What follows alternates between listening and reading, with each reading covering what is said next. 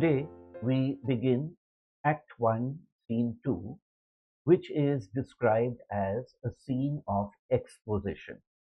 Exposition coming from the word expose, where the plot and some degree of character is also exposed to us in this scene. This is the first, in inverted commas, human scene that we study. You will recall that we had only seen the witches, we had seen what they had done, we had heard the chant which now has been put into our memory when they said, fair is foul and foul is fair, and had talked about a hurly-burly going on nearby. Well, it is that hurly-burly that we are now going to talk about in this scene.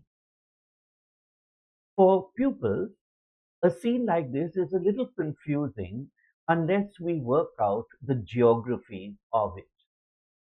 Moreover, since Shakespeare is able to put together a series of battles into the events of a single day and shift places at will to be able to bring it all onto a stage in our presence and in real time, we tend to get a little confused as to who is fighting who and why and what.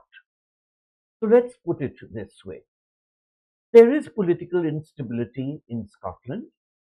King Duncan, a very kind man, seems a very good man, is not a person who is capable of leading his forces into battle.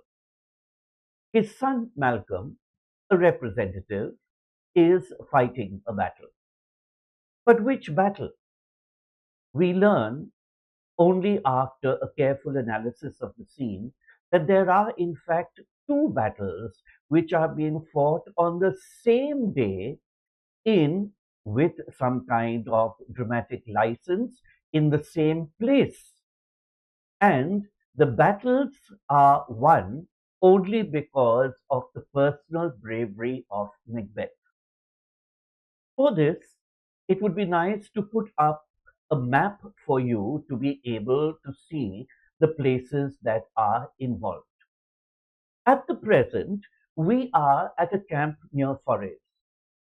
Now, notice Forres is the place where this battle is being fought against a certain rebel leader called MacDonald. In a little while from now, after the victory over MacDonald has been spoken about, we will have messengers coming from Fife.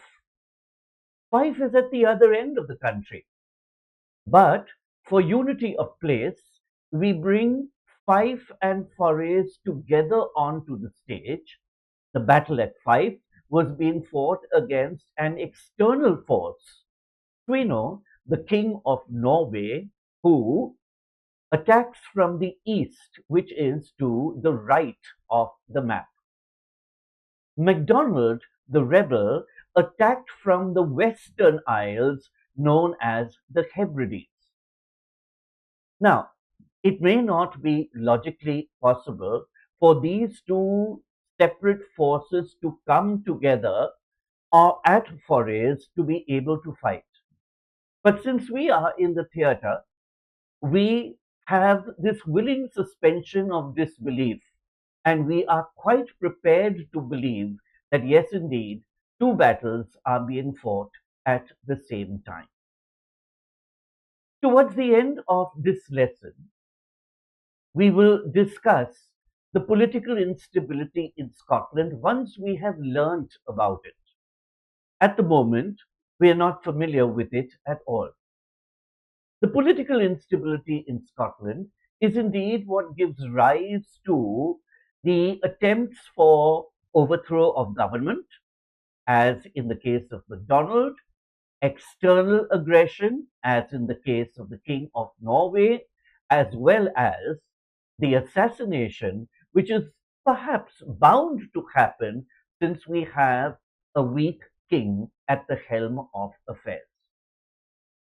But to interest us, we have first of all the description of the battle The first battle, as I've already said, the battle against the forces from the Hebrides, a ragtag army but with quite a bit of strength, led by some rebel who is given the name of MacDonald.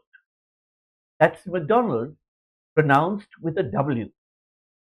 A camp near Forres, we are told.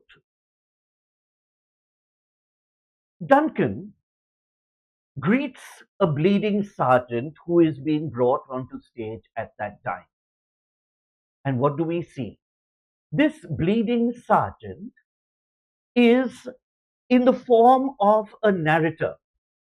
He narrates to us what was going on, and rather than us recreating a battle scene on the stage, we have this reported to us in, say, the way a television reporter would report things to us today, or a telephone call might interrupt a conversation to bring us news from the outside, or a radio broadcast would be able to give us information. And Duncan greets this man and he says, "What bloody man is that?" This person, covered in blood, severely injured, and being brought into the presence of the king to be able to tell him what exactly had happened. He can report, as seemeth by his plight, of the battle the newest state. Seems simple enough. He can report, I am sure this man will be able to reveal to us, looking at his condition, as seemeth by his plight, his condition, of the battle the newest state, the very newest, the very latest news of what was happening on the battlefield. Please notice, we don't know which battlefield even is being referred to. And Malcolm, the eldest son of Duncan, the heir to the throne, who, had he been captured, would have led to a very, very different result in the affairs of Scotland. So Malcolm recommends this sergeant, who is not a very senior officer but a lowly soldier, and says, "This is the sergeant who, like a good and valiant soldier, fought against my captivity." So, an introduction, a simple introduction. This is the man who saved my life. This is the man who saved me from being captured, who fought against my captivity. And he greets the sergeant, bleeding and suffering as he is, and says, "Hail, brave friend. Say to the king the knowledge of the broil as thou didst leave it."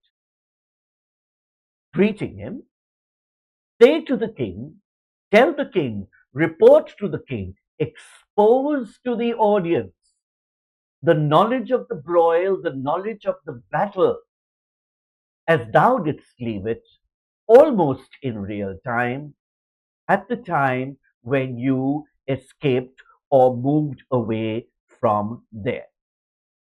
And the sergeant, bleeding but still very much in command and seeming to be very strong.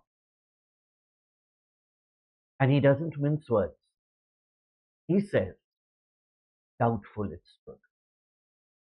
So this is no grand victory where the Scottish power was just able to defeat the rebels from the Hebrides. Not indeed. Indeed, we are told that the result, the outcome of the battle was in fact doubtful. And a wonderful simile given here, as two spent swimmers that do cling together and choke their art. Consider it. Two swimmers, good swimmers, capable and efficient swimmers, may be very good in their particular skill. But there come moments when, due to exhaustion, one begins to sink, or both begin to sink. And in a panic, they cling to each other. And by clinging to each other, rather than rescuing or saving each other, they both descend to a watery death. In the same way, the forces of Scotland and the rebels from the west were skilled warriors, it seems. Though both sides were so capable, they were locked in this deadly combat which rendered their skills, in this case, the skills of fighting, to be useless. And both parties were about to succumb. Let's read that line again and see if it makes sense. Doubtful it stood, as two spent, exhausted swimmers that do cling together in order to save each other or save themselves. And in a panic, they cling to each other. They choke their art. They destroy their capability. We are told the merciless MacDonald. And here we are introduced to the dramatis personae of the first battle. Don't confuse it with the second. The second is still a long way off. The merciless MacDonald, worthy to be a rebel. And this is said in a very disparaging tone, meaning he's only fit to be called a rebel. That is, he's not a worthy opponent. He is not recognized as a warrior. He's just fit to be called a rabble-rousing rebel. And that could be one of the great insults to MacDonald. Okay?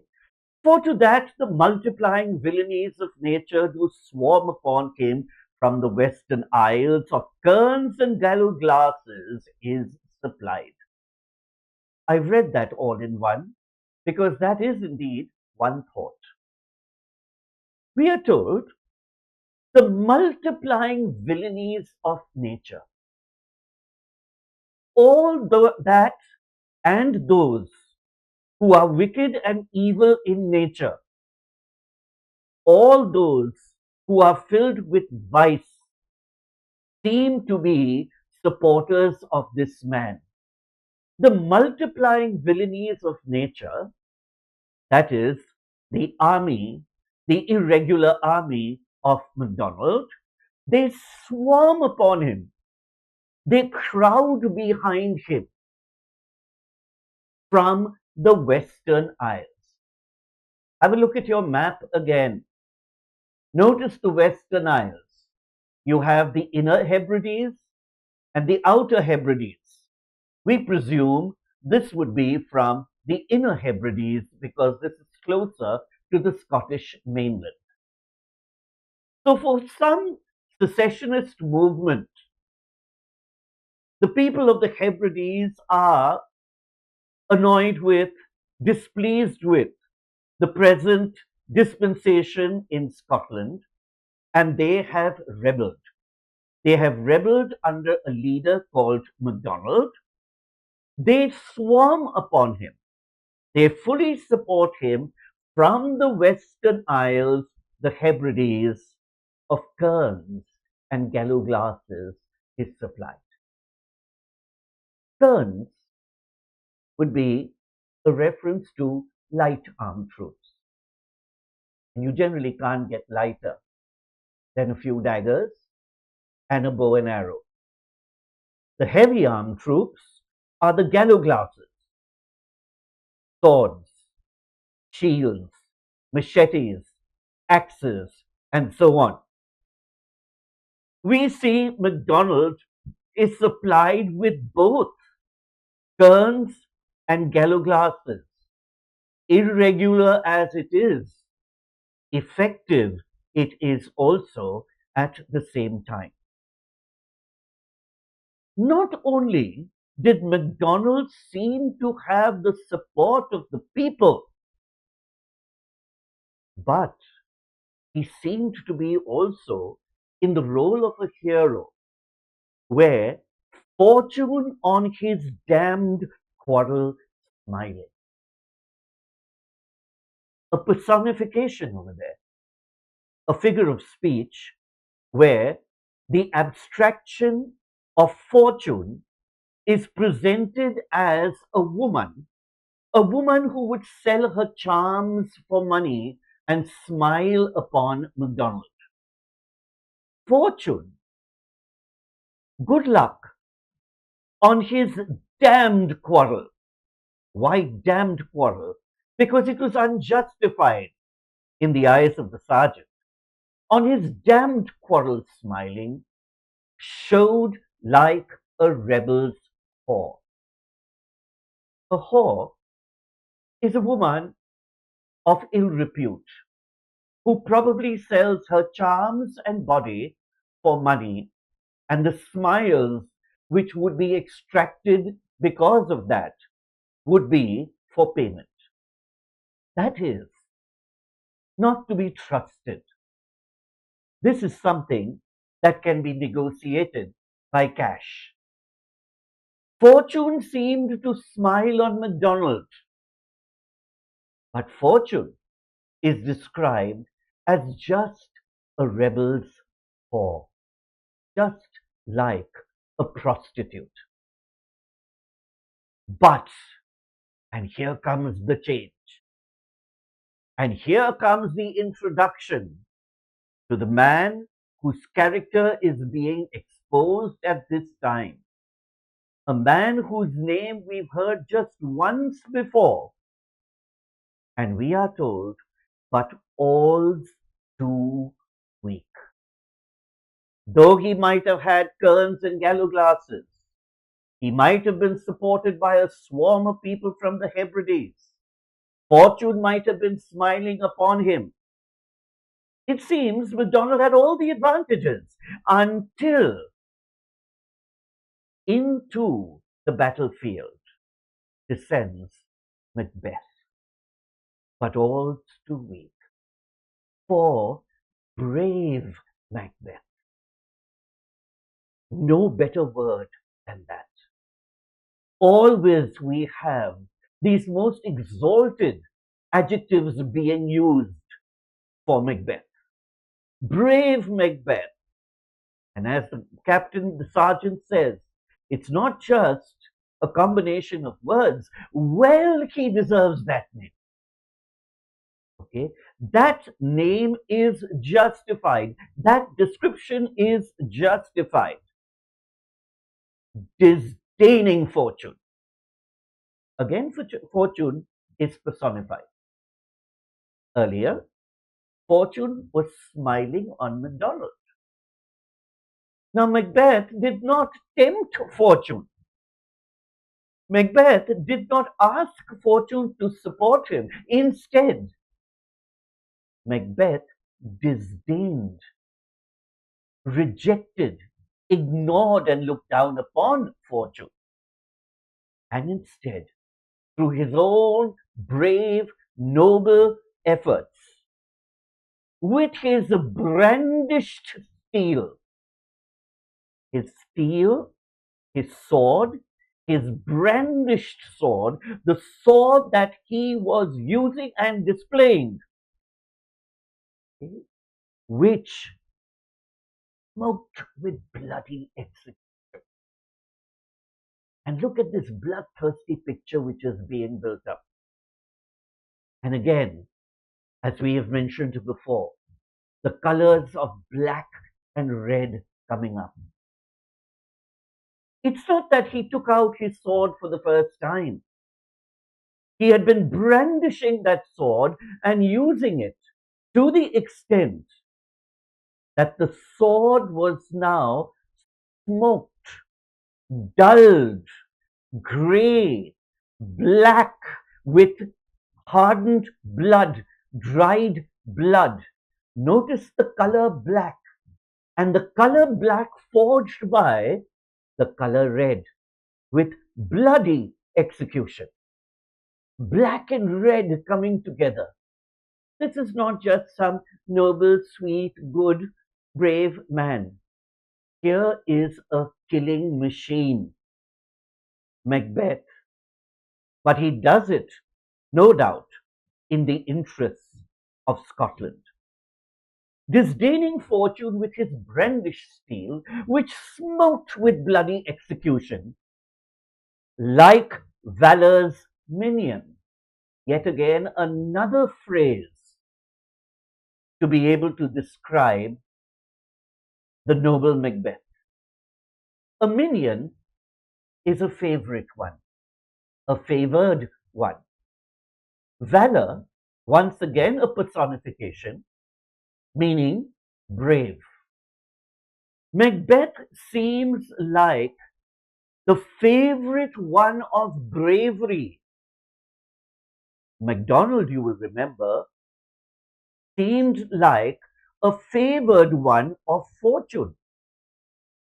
But here, bravery destroys fortune. Like valor's minion, carved out his passage until he faced the sea. Again, picture this bloodthirsty device that is taking place.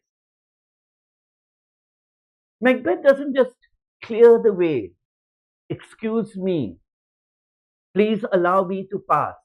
He hacks and he chops and he kills and he sheds blood, and that sword gets bloodier and murkier. He carves out his passage till he comes face to face with the slave. Here, a disparaging term to describe MacDonald. He comes face to face with MacDonald. And when he sees MacDonald, he doesn't wait for any niceties. There are no niceties required. MacDonald to him is scum. MacDonald to him is just a man who has spread terror. MacDonald is someone who just has to be eliminated without the advantage or the privilege or the respect of being recognized as a worthy or an honored enemy. And see what he does to MacDonald. He carved out his passage till he faced the slave, which ne'er shook hands nor bade farewell to him. Now let's understand that. Now you don't go extending friendship to somebody whom you are about to kill. But there are certain protocols in war, especially in medieval times. An opponent would be respected. An opponent would be seen as an equal. An opponent would be given the advantage or the reason to be able to surrender. But not in the case of MacDonald. There was no need for that. He faced the slave, nor bid farewell. He did not even conduct a summary trial or tell the man why he was being put to death. Nor did he shake hands with him as an equal, because he didn't see him as one, until he had unseamed him from the nape to the chaps. A seam is a line in tailoring, a line in stitching. And when you unseam, you perhaps remove one stitch and then allow the cloth to rip apart. In the same way, he put the sword into MacDonald's belly, into his navel, and in perhaps one stroke lifted that sword upwards, disemboweled the man. Notice the blood and guts and gore. And in a second stroke, decapitated him, beheaded him. Just two actions. Rip up the front, chop off his head, and fix his head upon our battle. And what does he do with that head? As was common for the treatment of all traitors in those days. The head is severed from the body, placed on a spike, and put up on the topmost part of the castle, upon the battlements, for all to see and to recognize that the rebel has been killed, as a warning to all who might have a similar idea in mind. Fixed his head upon our battlement. And when we hear that, indeed, we are quite astounded by what Macbeth has done. For Macbeth has, notice this, single-handedly, Macbeth has single-handedly taken it upon himself to take a personal guarantee for the victory in this battle. And indeed, the battle has been won.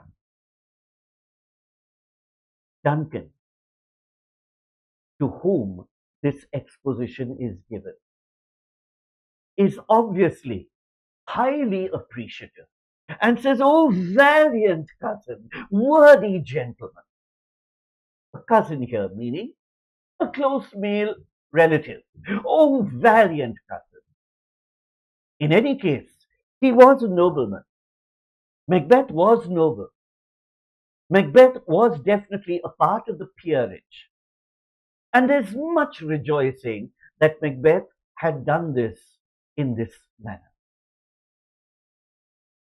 But the sergeant doesn't allow him to merely praise Macbeth for just one event in this way. Instead, he tells the king, and he continues with a description. And now we are coming to the description of the second battle. Don't confuse it with the first. MacDonald is dead. That rebellion is therefore over. We would presume that Scotland is safe. But the sergeant brings us even more disturbing news. He says, "As whence the sun gins its reflection."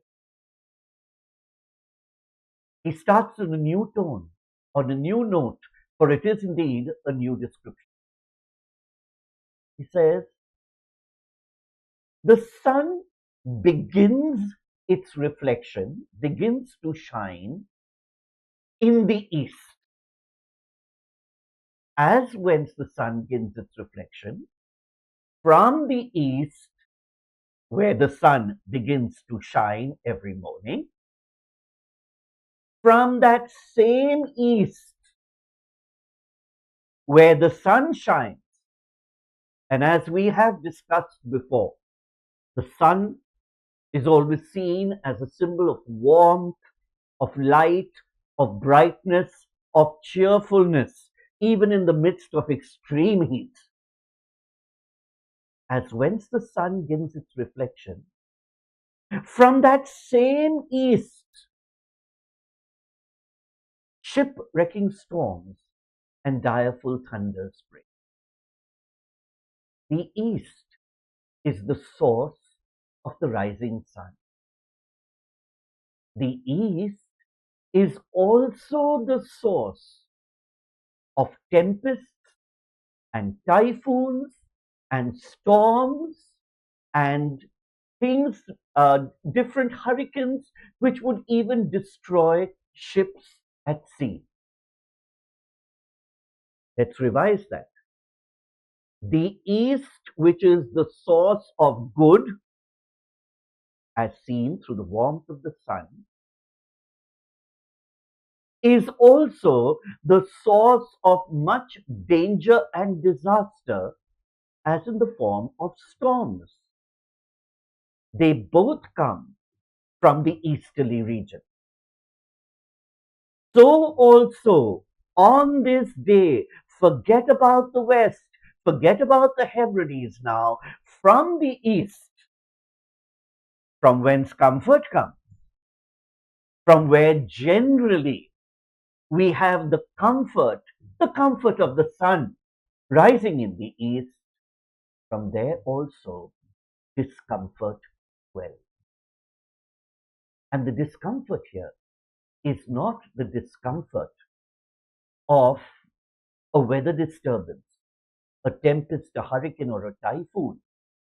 It comes in the form of a massive force, a force that comes across the field, that comes all the way from Norway, led by none other than the King of Norway himself. And so he says, let's go through it again. So, shipwrecking storms and direful thunders break. So, from that quarter whence comfort seemed to come, discomfort swept. Mark, King of Scotland, mark. And again, it's almost like issuing a word of warning to the king. It was not an easy day. No sooner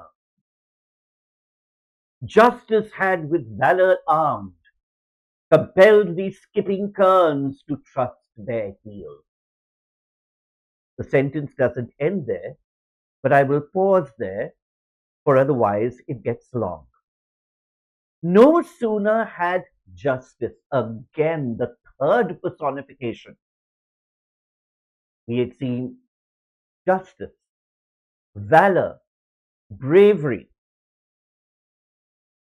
justice, because the fight that we are fighting in the name of Scotland is a fight that is just. Macbeth is the embodiment of justice. He may be seen as the personification of justice. No sooner had justice armed with bravery.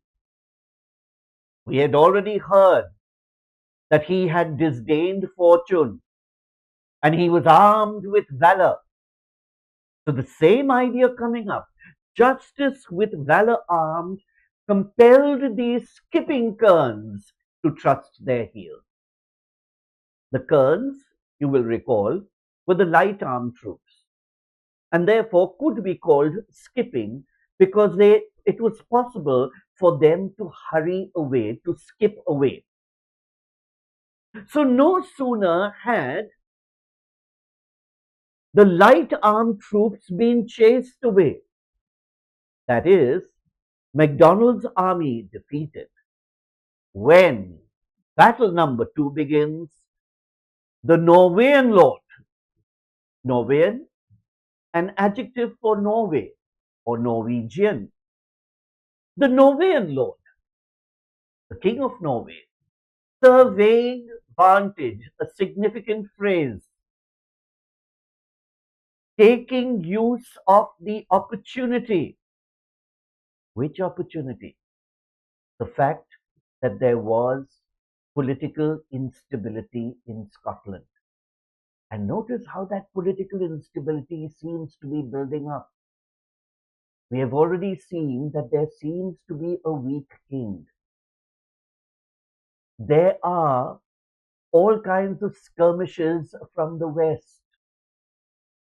Foreign forces look at the advantage and take advantage of the situation. No sooner had justice with valor armed compelled these skipping kerns to trust their heels, but the Norwegian lord, surveying vantage, with furbished arms and new supplies of men, began a fresh assault. Let's look at that. The Norwegian lord, with a huge army, and this is international aggression, with furbished arms. Notice that. Furbished meaning polished. That is unused. A fresh army with outstanding supplies, with furbished arms and new supplies of men, a complete fresh army. Pause for a moment and contrast it with what has happened a short while ago. Macbeth's sword was not furbished. It was smoked with bloody execution, black and red. The troops were not fresh and eager. They were like spent swimmers, exhausted and sinking to death. The Norwegian lord, with furbished arms and new supplies of men, begins a fresh assault, a second battle. And what do we see? Immediately, Duncan is very distressed and very excitable. And he says, "Dismayed not this our captains Macbeth and Banquo." Were not our captains Macbeth and Banquo distressed by this particular action? And I love this line, for the sergeant, with great dramatic style, says, "Yeah, as sparrows eagles, or the hare the lion." Okay? A lowly sergeant speaking to his king is afraid, dismayed. Macbeth and Banquo. Also note, another name has been introduced, but another name close on the heels of Macbeth. Macbeth is still the first among equals. As sparrows, eagles, or the hare, the lion.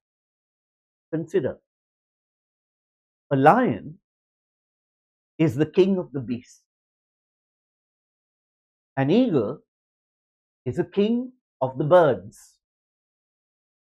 So just as a lion, that is Macbeth, would be unafraid of a simple hare running in a jungle,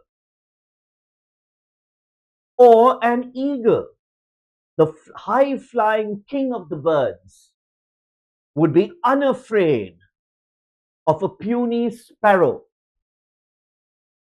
unmatched, not equal.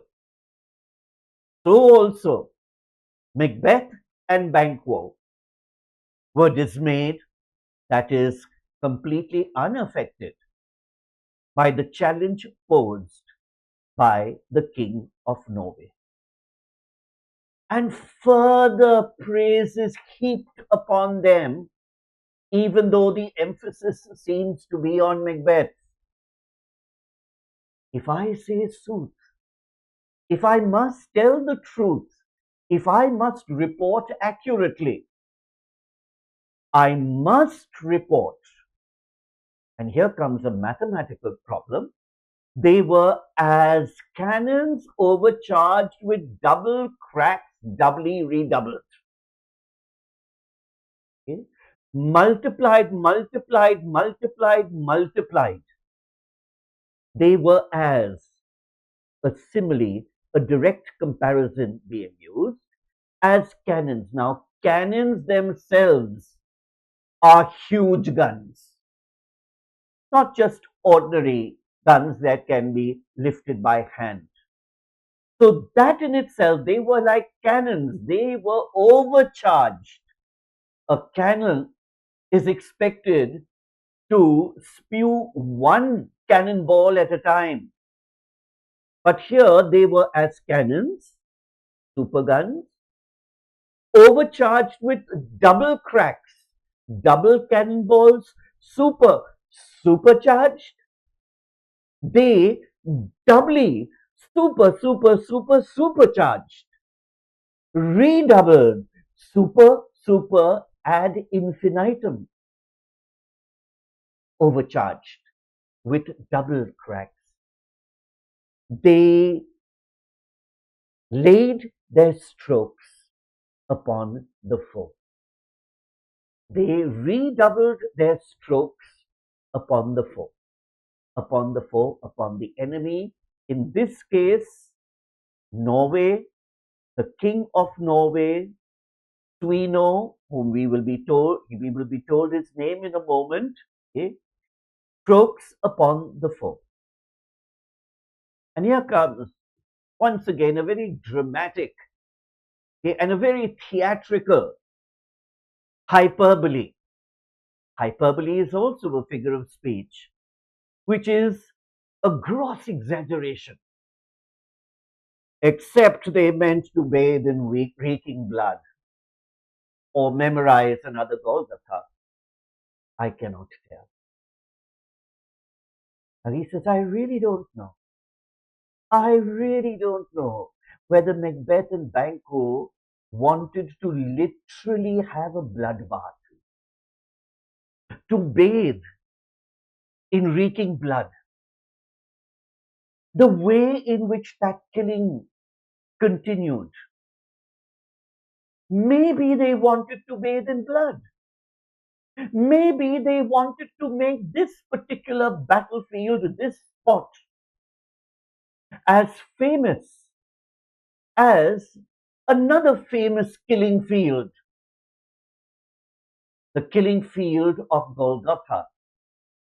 Golgotha, the name of the place where Christ was crucified, an execution ground just outside of Jerusalem, called Golgotha, which in Hebrew means the place of the skull. So perhaps they wanted this place to be strewn with skulls. Perhaps they wished to bathe in reeking blood. He says, I'm not too sure. I really can't tell. And once again, very dramatically, I am my gashes cry for help. And he's about to collapse. But of course, keep in mind that dramatically, his purpose is now fulfilled. He has given us details of the first battle. He has introduced the second battle, but we don't know what the outcome is or whether it is still going on. For greater variety and for greater interest, we will have another reporter coming in at this time to break, as it were, the monotony. And Duncan says, so well thy words become thee as thy wounds. They smack of honor both. Praise and praise and praise to him. So well thy words become thee as thy wounds. A credit you are. Your words and your wounds have the flavor of honor. So the fact that you were wounded is in itself an example of your bravery, and your words, your choice of words, once again, heroic, wonderful, and his personal surgeons are then told, go get him surgeons. Let the doctors now look after him. And the sergeant is guided away, carried away, led away, and almost immediately there is no empty stage. Duncan sees someone coming and says, who comes here? Malcolm recognizes him as once again another lord, a peer, the worthy Thane of Ross. Lennox, again, one of the courtiers, says, what a haste looks through his eyes. He looks very, very distressed, disturbed. So should he look that seems to speak things strange. The look in his eyes is almost indicative of somebody about to give us some very distressing news, something which is going to shock us. The audience sits up again. We are expecting the outcome of the battle to be now reported to us. Which battle? The second battle, the battle against the King of Norway, the battle where the Scottish troops were led not just by Macbeth, but by Macbeth and Banquo. Ross comes in and greets the king. God save the king, which is the standard British greeting for the king. Whence camest thou, worthy Thane? Says, aha. And so where have you come from, worthy Thane? And Ross, in a rather long speech, now tells us and gives us an account of the second battle. We know that Macbeth and Banquo were ready to fight like lions and eagles versus hares and sparrows. But what exactly happened is left for Ross to describe. From Fife Great King, you will notice that Fife is right to the south of that map. From Fife Great King, where the Norwegian banners flout the sky and fan our people cold. Now that could be a new figure of speech for you, a very poetic way of describing a contradiction or an irony. The two lines can be interpreted in two diametrically opposite ways. We are coming from Fife, where the flags of Scotland, the Norwegian banners, they flout the sky, they flap and fly in the sky. But now look at this phrase, and fan our people cold. It could be interpreted in two absolutely opposite ways. One, when you see the forces and the flags and the ensigns of an enemy army, you are absolutely chilled to the bone. You are filled with fear. You turn cold with fear. Looking at the Norwegian banners, the ordinary people in that area, completely unprepared for war, seem to have turned cold with fear. So it seems. But consider the irony. In a short while from now, we will be told of how this battle was won and it was a decisive victory. Then why would the people be cold? The exact opposite means. The flags flap and fly in the sky over that battlefield and only serve to cool our people after a hot, tiresome battle. Also, a bit of an exaggeration that the flags flap and we are merely cooled by this breeze that is created in this way. In short, Ross says, I am coming from Fife where the Norwegian flags are flying. Norway himself,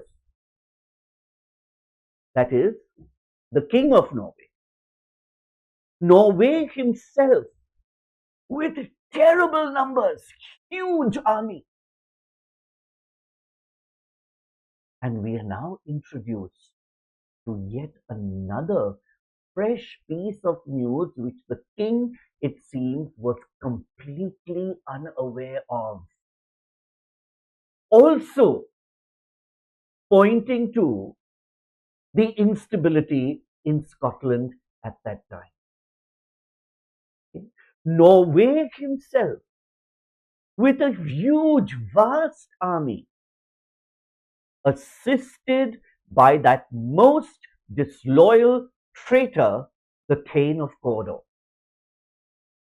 Do not, under any circumstances, confuse this name with MacDonald. MacDonald came from the Western Isles, and MacDonald is now gone back to his maker. We are now speaking about internal dissension, where there has been betrayal, there have been spies, there have been people working internally against the interests of Scotland. Chief among them, a man called, with the title, the Thane of Cawdor. A Thane is a lord. Okay? The Thane of an area, a place called Cawdor, who has been supplying information and assistance to the Norwegian lord. Assisted by that most disloyal traitor, Thane of Cawdor, began a dismal conflict. Mark that phrase. Dismal. All war is dismal. But dismal for Scotland particularly. Because remember the condition of the army in that first battle. Exhausted as two spent swimmers. On the same day, that same army, no new supplies of men here, this army is expected to fight against the forces of Norway. I don't think it's happening. Then what would take place? Began a dismal conflict. Until, and here again, that scene of exposition, that build up of the character of Macbeth, the greatness of this one man who takes it upon himself for the second time in the same day to be able to prevent the decimation of Scotland, to protect the integrity and the sovereignty of Scotland. And here comes the description of Macbeth and what he did. Till that, Bellona's bridegroom lapped in proof. Bellona's bridegroom, a reference to Macbeth, who is personified yet again as the partner, the bridegroom, the husband, shall we say, of the Roman goddess of war, the goddess of war whose name was Bellona. The god of war, you might know, was called Mars. Mars' sister is Bellona. The partner to Bellona is seen as Macbeth. The manner in which he fought, the way in which he took on this trouble, would place him in the same category as a companion of the goddess of war. Let's read that again. Till that, until Bellona's bridegroom, that is Macbeth, lapped in proof, covered in armor, not being foolhardy, covered in armor for a particular reason, given in the next line, confronted him with self-comparison. He was in full armor from head to toe because he decided that he would personally challenge the authority of Norway and personally challenged him to a one-to-one combat, a one-to-one fight, a duel upon which the fate of the battle would be decided. Again, pause. Again, think of Macbeth. This is way beyond the call of duty. This is way beyond what is expected even of a professional. This is inspired by passion, inspired by love of country, of justice, of the king, of right, of all that is noble. Macbeth puts himself at the most personal risk, defies Quino to a person-to-person combat, probably explaining that, look, my troops are exhausted, but if you really want to see what strength is, or to be able to judge our strength vis-a-vis each other, I challenge you to an open combat. Okay? Confronted him, therefore, with self-comparison, person to person, self to self, point against point, sword point against sword point. As I told you, it was a duel. Okay? First, we fight with swords. When I knock the sword out of Norway's hand, we then go at each other, no doubt in armor. We then go at each other with wrestling moves, arm against arm. So there are weapons, there are bodily fights, till eventually Macbeth is able to curb his lavish spirit, i.e., he wins. Macbeth is able to curb, to control this man, Swino, his lavish spirit. Okay? Here was a person who was just getting too big for his boots, just wanting to destroy Scotland. But he was shown his place till eventually Norway is defeated. The battle with Norway must indeed have been difficult. Macbeth's exhausted army, fighting against an army that is fresh and furbished, until Macbeth decides to take him on, curbing his lavish spirit. And to conclude, he says, well, in short, in one speech, I have given you the outcome of the battle. The second battle, the victory fell on us. And Duncan cries out, great happiness! For indeed, there is great happiness. Ross continues to wind up what has happened on that day. He says, that now, that now, so that now, we know the Norway's king craves composition. We know it's now craving, pleading for, begging for composition, terms of peace. He craves composition. And we are told that Macbeth and the others took a decision quite unilaterally.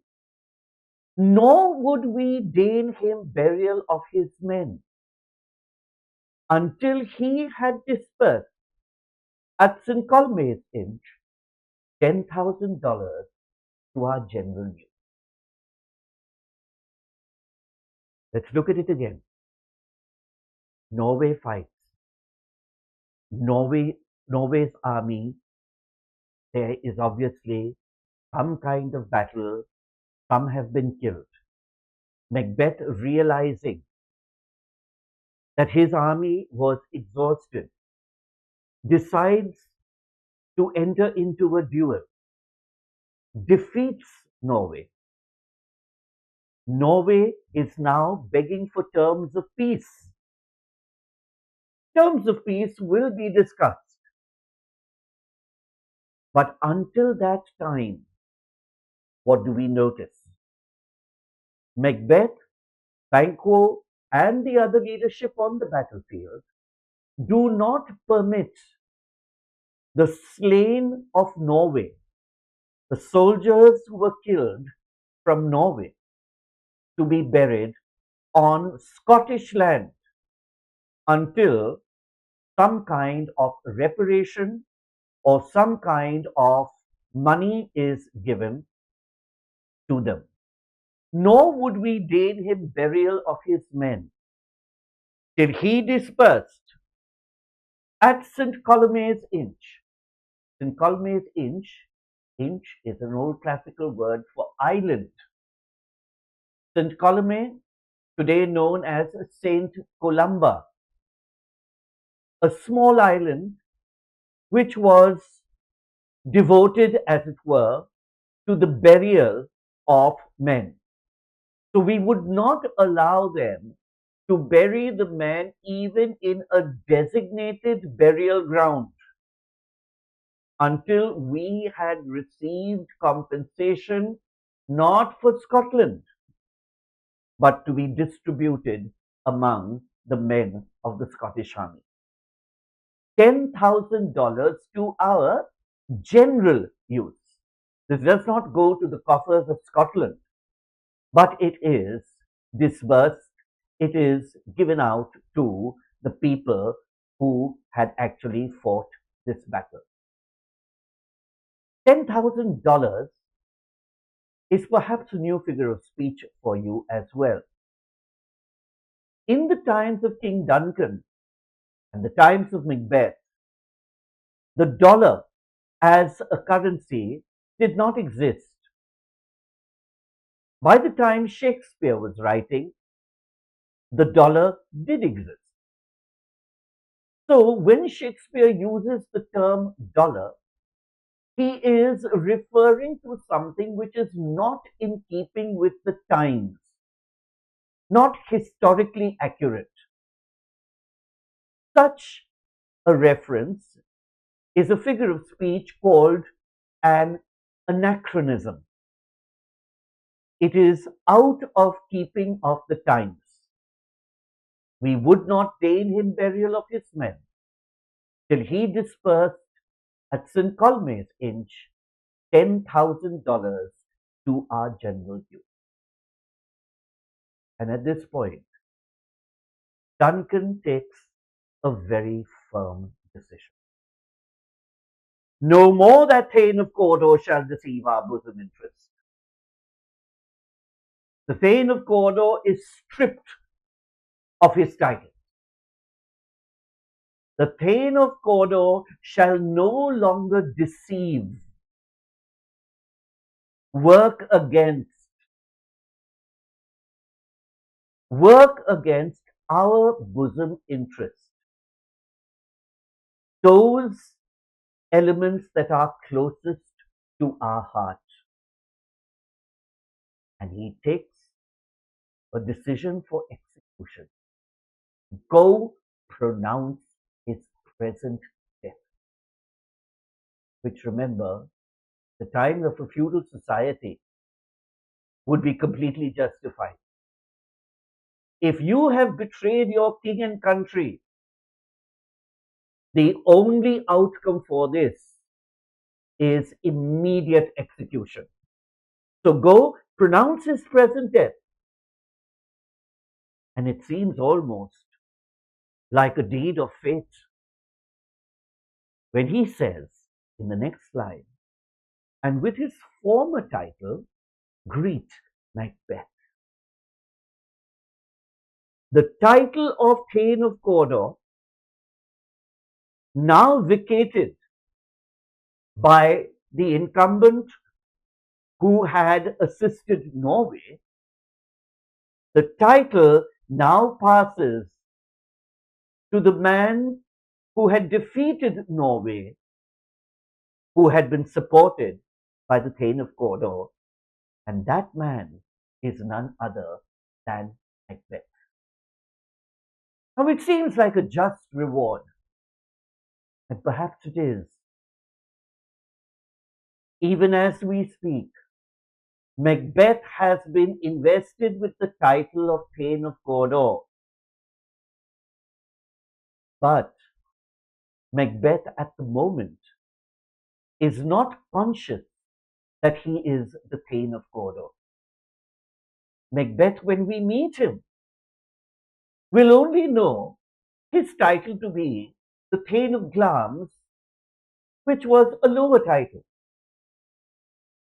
This only adds to the mixture of the supernatural and the natural. The supernatural prophesying to Macbeth, the natural taking a decision, as Duncan did, taking a decision based upon the good of Scotland. Human lives intertwined with the machinations of the supernatural, which is a disturbing mixture. Go pronounce his present death, and with his former title, greet Macbeth. I'll see it done, says Ross. What he has lost, noble Macbeth hath won. Notice, the scene is coming to an end. And once again, the scene closes with a couplet. In fact, it closes with two couplets. Notice, pronounce his present death, with his former title, greet Macbeth. Death, Beth. I'll see it done. What he had lost, noble Macbeth had won. Done, won. And the text is completed at that point. However, a quick revision as we had promised at the beginning. Consider the condition of Scotland. Very deeply unstable. You would have feudal society in the form of a pyramid. Feudal society at the apex was the king. In this case, King Duncan. King Duncan would issue and grant titles, land, protection, and so on to chosen nobles. the feudal lords. These feudal lords, in their turn, supported the king because a king was selected from one among them. What gave the nobles or these feudal lords this kind of power? It is because each of them controlled independent armies or even mercenaries, people who would be paid to fight. The stronger the noble's army, the greater authority he had, sometimes enough authority to be able to even challenge the king. Let us look at it. Duncan is an old king, a kind king, a good king. Everybody seems to speak very highly of him, even his killer later in the play. There are rivals among the nobles. There is Macbeth, there is Banquo, the blue-eyed boys. There is the Thane of Cawdor, not such a blue-eyed boy. There is Macduff, the Thane of Ross. There is Lennox. There are so many others with varying degrees of authority and power. From among them, if you have a weak king, somebody else is going to raise his head. And we will see in a while whom that will be. This is largely because of the authority that is gained by powerful armies, well looked after, given authorities, knights in armor, and so on. And where do these armies come from? As even today, from among the common people, the commoners, the peasants, the serfs, the ordinary workers that make up the base of this triangle. In Scotland, the king at the moment is weak. The nobles among them are those who are traitors like the Thane of Cawdor, those who are very powerful like Macbeth and Banquo. The armies, though well equipped, also have their limitations, as we saw when they were fighting against the forces that came from the Hebrides.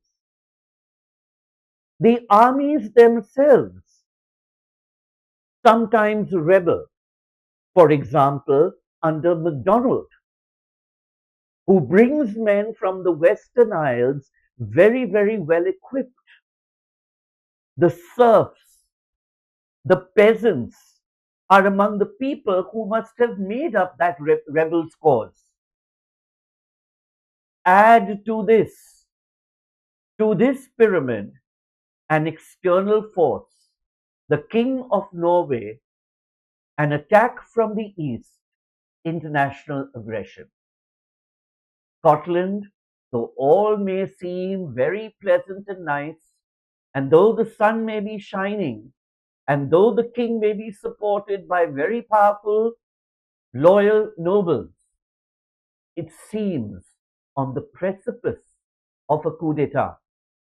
And this is going to be expedited by the power of ambition excited by the words of the witches and their equivocation in the next scene.